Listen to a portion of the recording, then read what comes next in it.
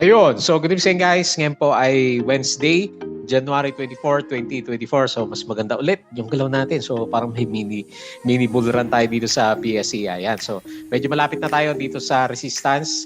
Nagtitest ulit si PSE natin. Nag-close tayo ng 6,679.96. Tapos ayan, bumalik yung lumabas na foreigners kapon.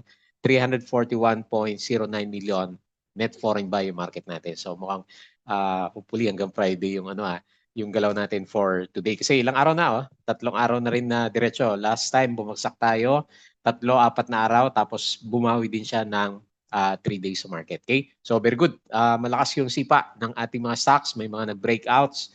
Tapos, marami sa mga blue chips. Maganda ulit yung kanilang galawan naman. Okay? So, ito po yung ating mga trending stocks. Nanguna si Ion. Sumipa si Ionix. So, nag-up siya ng 27%. May negative news ba sa market? Wala, no? Wala akong matandaan. So kaya siguro sumipa yung majority ng ating mga stocks. So si Ion nag-up po siya ng mataas, 7.27%. Pero meron siya net foreign sale na 6.27 million. So parang nag-breakout din to sa sa consolidation level si Ionix natin. So medyo marami na tayo nakikita ulit. So bumabalik na yung sigla ng market. Kasi nga, 3 araw ba naman na bear days yung ating mga blue chips. Okay? So next, si Megawide. Okay, hindi siya nag-pullback. So 2.41% yung kanyang galaw. So yung last na review natin, ang hula analysis natin sa kanya is baka mag-pullback kasi meron siyang inverted daw G pero dumiretso naman. So meron siyang net foreign sale na 47.62K dito sa market natin. Okay? So STI 1.75% nag-up siya. So diretso pa rin paakyat si STI. 5.07 million net foreign buy. Kaya may karga siya. Tapos si SGP is up naman siya, no? Nag-up ulit 1.57%. Meron siyang 466K net foreign sale pa rin si SGP natin. Tapos ayun, yung paborito ko, si Ali. So, another up move. Malit lang naman, 0.58%. Pero ito yung maganda sa kanya. Ayan, 203.28 million net foreign buy po ulit itong si Ayala Corporation. And then si DMC, very strong siya, no? Kasi nag-close the gap na siya.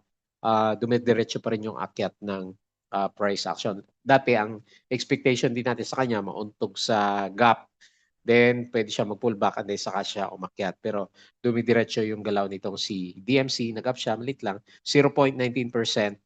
Pero meron siya net foreign sale na 10.26 million dito sa ating market. Okay? So, overall picture, maganda yung galaw natin from the last 3 days. Especially ngayon, mas marami ulit tayo nakita ng mga nagbalikan na stocks. Yung mga hindi natin nakikita na gumagalaw, kung titignan mo yung mga stock list, listahan natin ng mga stocks, meron ng mga breakout na lumitaw. Okay? So, disclaimer guys, sa mga bago dito sa channel natin, as usual, yung mga gusto pong nanonood sa atin, yung ating video is for education purposes lang po yan. Huwag mong gagamitin yan as a reason para mag-buy, sell, or hold ng stocks. Meron pong risk na involved dito sa market, bull, or bear markets tayo. And then follow mo ako dito sa ating Palawi Trader na YouTube channel. Subscribe ka lang guys para updated ka sa review or join ka dito sa trading group kung gusto mo ng guide sa trading sa Philippine markets naman. Ayan. So kahapon, late na late yung uploads natin. So check mo lang po yung ating trending stocks review. Hopefully ngayon maaga tayo. Company reviews, yung ating profit or loss, mga sample trades sa market, basic indicators, mga technical analysis, fundamentals, yung mga risk management, plus yung ating PSE, mga learnings natin, PSE Stock Market Studies. Crypto ko to para sa mga play turn games. Yari yung mga cryptos natin.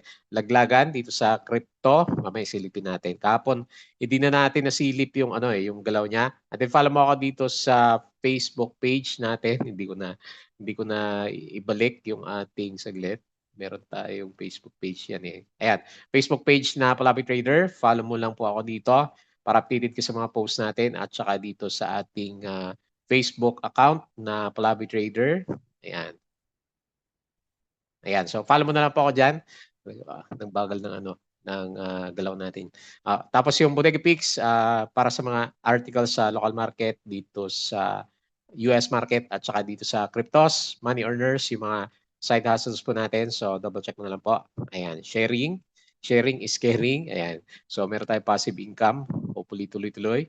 Tapos yung ating Twitter, hanapin natin yung post, yung summary. Ayan. So ito pala yung last na post ko naman sa kanya. So makita mo dito, kahapon is 200 million yata yung net foreign sell. Ilang araw din tayo. Tapos yung bilang natin na 800 million, hindi pa bumabalik yun. So kung bumalik yun, sigurado basag yung ating 6,700. So meron tayong net foreign buy ngayon, 341.09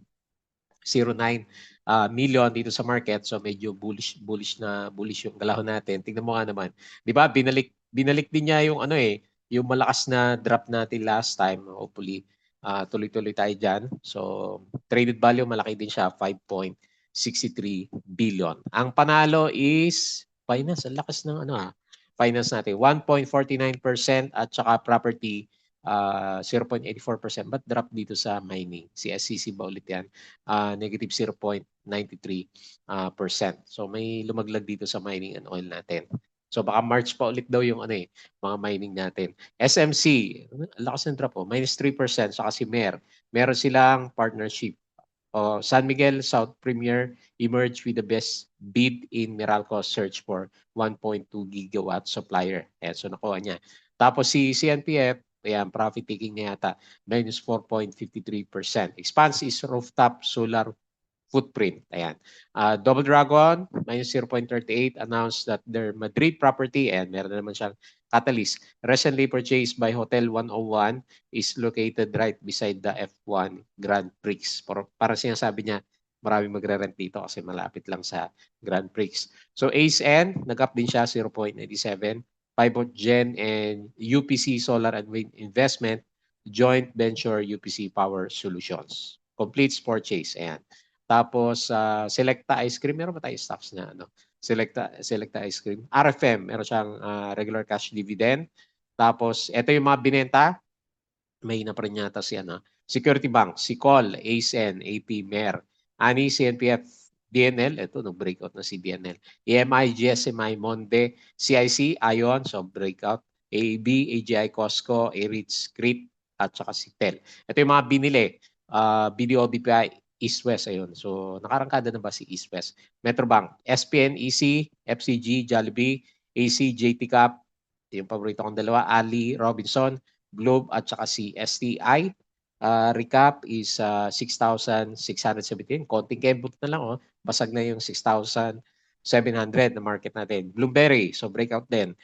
Solaires, BIP, rolling chip volume mass stable, drop. Nag-drop. And electronic gaming machine coin, and 91.2 billion. Year-over-year growth of 10%, 31 and 7%. So kumita pa rin naman siya, year-over-year growth. CNPF, ba't ba nag-drop to? It plans to increase capacity of solar facility in General Santos. Tapos yung Galawan, Megawide, ayan. So ito yata yung catalyst niya ulit. Megawide subsidiary PITX to add 6 routes this year. Okay, pabalik na siya. Targets 23 million passengers. Okay. So DNL, ayan, sabi ko sa inyo kanina, nag-breakout.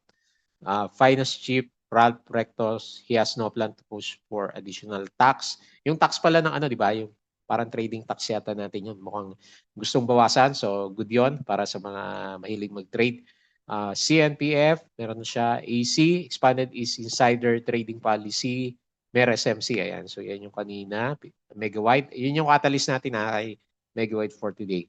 Widens routes daw yung ating PITX sa kanya. Okay? So, stock commentary, kanino ba to?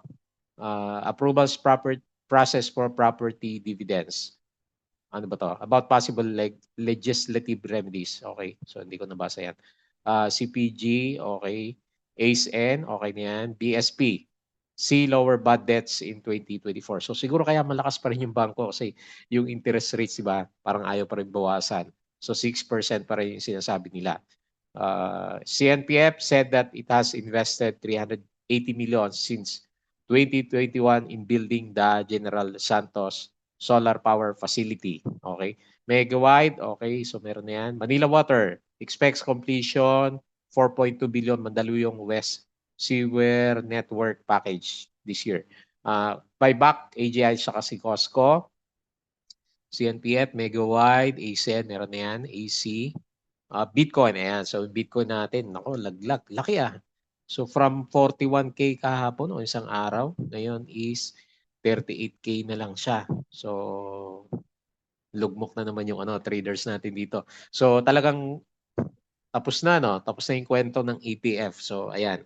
So, pullback muna dito sa Bitcoins natin. Yung galawan kahapon, DNL, ayan, may mga picture si DNL. Bank of Commerce, green, still waiting on SEC approved property dividends. CNPF, solar expansion goes live in March. Gano'n kaya kalaki itong mukhang malaki itong kay green. Ayan. So paparamdam nandito sa listahan niya. Tapos yung galawan sa US market, medyo mixed tayo sa US market kahapon. Pero verde naman lahat. Rather, Dow Jones nag-drop negative 0.25 pero up si Nasdaq saka S&P. 0.43% positive tsaka 0.29. So yung representative natin sa US up din siya ng 0.61%. Okay? So yun po yung mga na-post natin for today. And then guys, as usual, yung ating Patreon channel sa mga bago sa Philippine Market Investing Trading or yung gusto sumabay sa mga trades natin, dami nating trades ngayon. Pwede mong i-double check yung ating Patreon. So may mga nakikita ko na free membership. May bago yata si Patreon free membership. Ewan ko kung ano meron doon.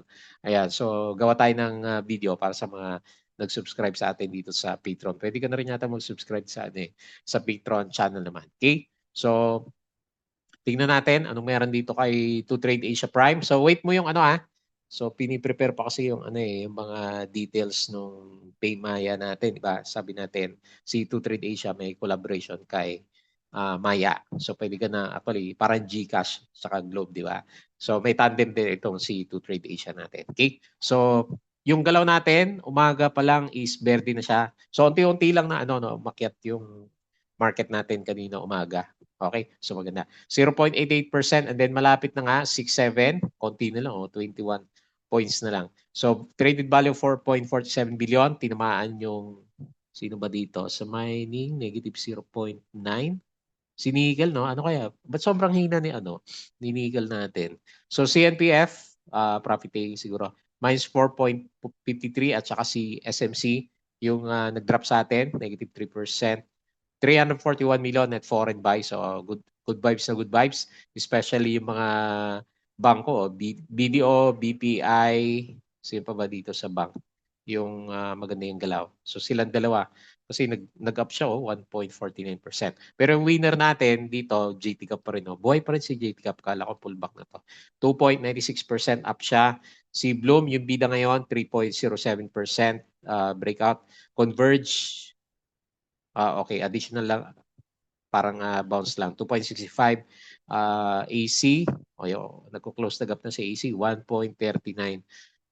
Okay, so tulog pa rin yung ibang blue chips natin. 53% foreign participation and then 47% local participation naman. Okay, so tingin tayo dito sa mga winners. Sino ba winner natin? Si PSE, 6.29%. Apo, 5%. Matagal natin hindi nakikita. Ayan, si Fruit. Nabuhay na ba? 4.94%. DNL, 3.69%. Bloom, 3%. JT Cup, 2.96%. Home, 2.68%. Jollibee, bidang saya, 2.66%. Converge, 2.65%. At saka si Megawide, 2.4%.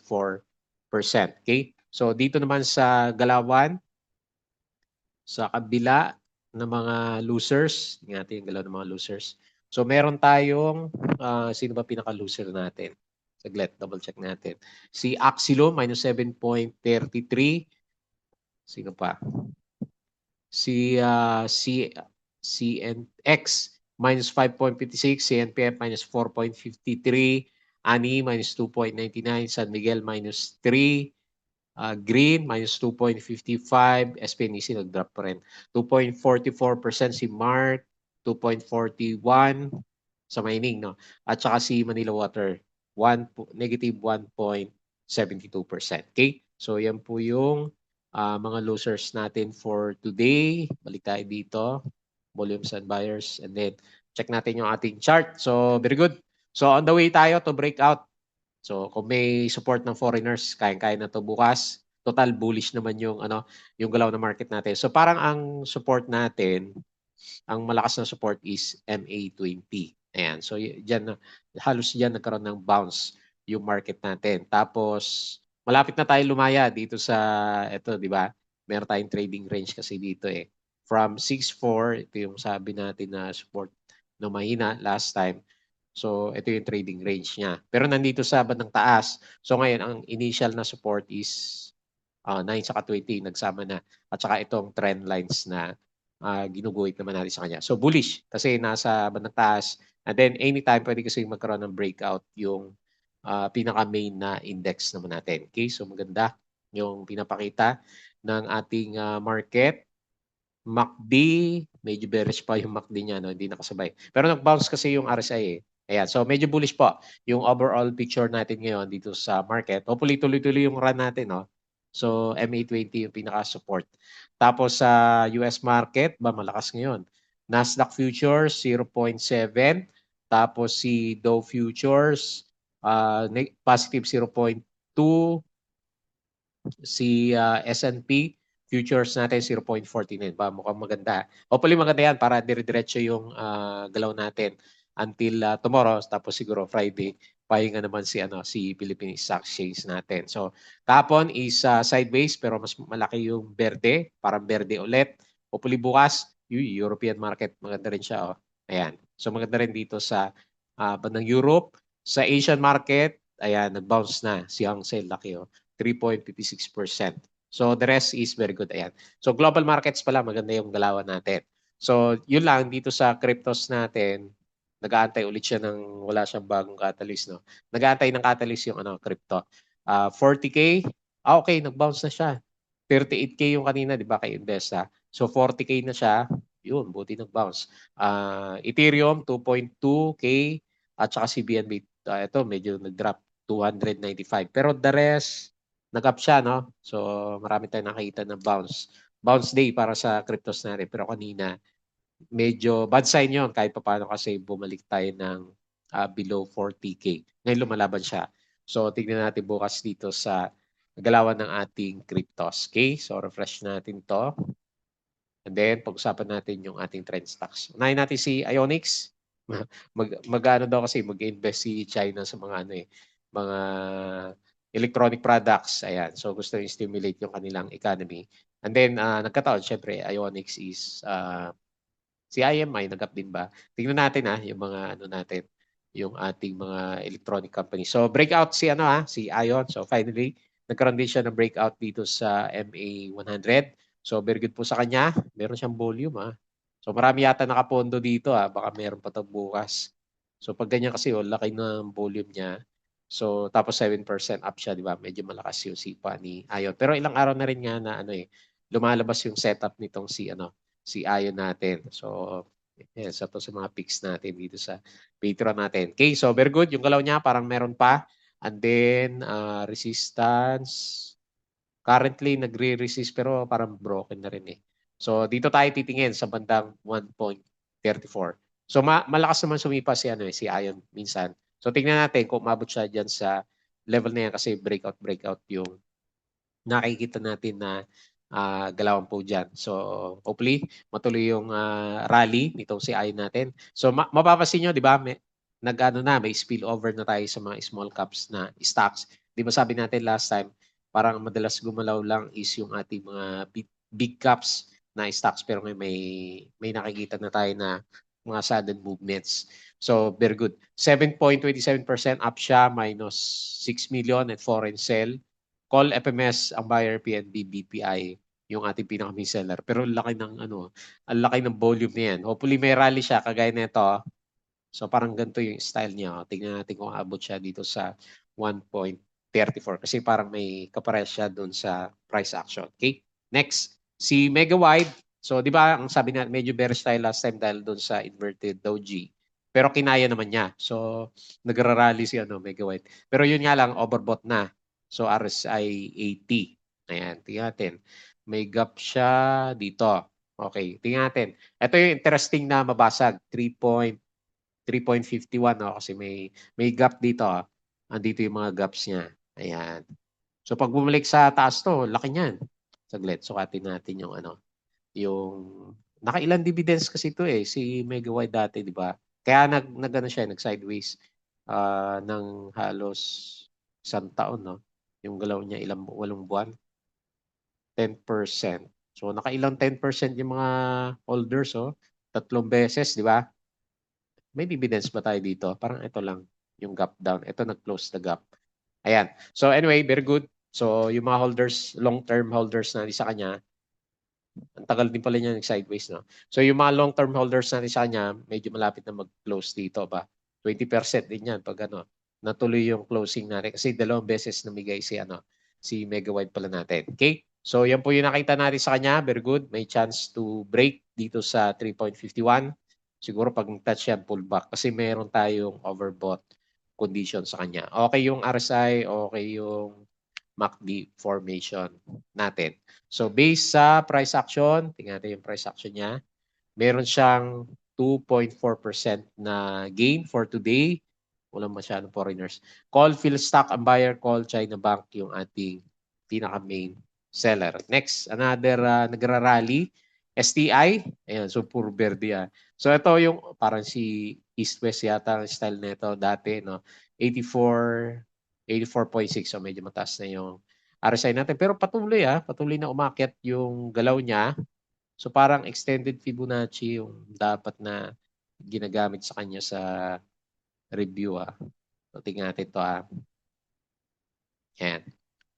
Ayan sakto yung mga resistances niya. Medyo nag-expand siya. Abot kaya ito ng 0.62. So ayaw nating i-hypes. Baka masyadong mataas. So pero based dito sa price action niya, ayan, nag-breakout. So tapos 52 weeks high. Ayun, ang laki ng galaw niya. Ayan, so andito yung resistance pala sa bandang kaliwa. Okay. So meron tayo next dito. Siguro dito. 0.63 nga, yung next na tama yung extended Fibonacci, no? So yan yung kanya pinaka-next na resistance kung matuloy yung niya, yung rally niya. So nasa trend naman siya. Ayan. So maraming tutulak dito, ayan, STI natin. Marami na siguro may hawak sa kanya, papansin na siya. 1.75% up, 5 million net foreign buy. Tapos SB Equities call ang buyer, call Aurora yung ating pinaka-main seller. Ayan. So intact po yung yung trend ni STI. SGP, so finally nagkaroon siya ng berde ulit. Parang flag formation yung nyo. Parang flag na yung ginagalaw ni SGP. Hopefully meron pa makabalik siya dito sa bandang taas. Yan yung immediate resistance. Pero kita mo meron siyang dito. May flag. Tapos bullish na bullish yung yung RSI natin. So andito lang sa halos 60. 60 level, no? 60, 63. Ayan, so buhay. May buhay si SCP natin. Nawawala nga lang yung volume niya, no? So kailangan niya, siguro kailangan niya ng volume para itulak niya itong 8 pesos na psychological resistance. So based sa price action natin for today, meron siyang 1.57% na gain. Tapos minus 400 gain at foreign sell. China Bank call ang buyer, call Salisbury yung ating pinaka-main seller. Si Ali, yan, paborito natin na stocks. Big cap. So nakabalik na siya. Laki din ng binigay niya, no? So halos 9% na rin yung binibigay niya. Ngayon, so bumalik yung di ba? Yung foreigners natin. Tingnan natin bukas kung babasagin natin tong 34.64 na yan para makabalik siya dito sa next na, ito kasi yung next na trading range niya dito sa bandang taas. Okay? So lagay ko lang muna resistance and then ganda rin ng galaw niya, no? Yung pattern niya, okay, since na broke, parang ito, no? Hindi. Malakas siya kasi hindi na siya bumaba dito sa dapat dito yung support niya pero hindi na siya bumaba. So mali yung drawing natin. So anyway, bullish naman. So pwedeng ganyan. Ayan. So depende na lang sa tingin mo kung nasaan yung mga support niya. So kung mauntog tayo, meron tayong major pullback dito, no? So hopefully siguro kapag nag-breakout si PSC, sasabay din si Ali natin. Yung ibang check lang ibang property, BLL, nagpo-pullback, CLI. Okay, tulog si CLI. Double Dragon, ayaw din niya. Robinson, okay, so nag-stay sa taas. SMPH, ayan. So medyo deads din si SMPH natin. Okay, si Ali lang yung maganda yung galaw at saka si Robinson natin. Okay, so yun lang yung nakita natin kay Ali based sa price action. Nag-up siya ng 0.58%, 203. Ito yung gusto natin. Million at foreign buy. Andiyan na sila lahat. JP Morgan, Mandarin at saka si UBS yung pinaka main buyer. And then lastly si DMC. So very strong yung yung trend niya. Nag-close the gap na siya dito. May pullback ba siya last time? O meron naman, kaya lang hindi masyadong obvious yung pullback niya. So tapos dumiretso yung trend ni Lakas ni DMC Maganda ba yung earnings na ito? Okay, so on the way tayo dito sa next na gap, may gap dito. So resistance is 10.84. Malakas yung trend niya. So makita mo, overbought na pala ng konti si DMC natin. Baka hinog na rin to So baka dito siya mauntog sa 10.84. Overbought na yung galaw niya. Okay? So yun po yung observation natin kay DMC. Up siya ng 0.19, 10 million net foreign sell. Ayan. So hindi pa kaya sagad si DMC natin. Okay? So yun po yung ating galawan for today's trading natin. So very good. On the way tayo sa breakout sa 6-7, sabi natin, very strong yung trend natin. Parang ganito talaga Ganto yung itsura niya pag binacktrack mo yung history niya. Ayan Hopefully 7K ang kailangan key level Tapos yung panahon ni Piduts is 7.6 tayo 9K yung kalakasan ni Pinoy. So malayo pa yung lalakbay ng index natin. Okay? So anyway, very bullish tayo sa galawan po natin from the past few days naman. Okay? So ilan muna yung ating review. Wednesday po lang naman. As usual, please don't forget to subscribe dito sa ating Palabi Trader na YouTube channel. Join ka guys sa group kung gusto mo. Tapos Crypto ko to, Facebook page, Facebook account. Bodega Peak, Money Earners. Check mo to So makakatulong sa ito. Tapos yung ating Twitter and Patreon sa mga gusto po ng guide sa trading, investing sa Philippine market. Sali ka lang po sa Patreon channel natin. Okay? So yun lang. Maraming salamat. Kita po ulit tayo bukas.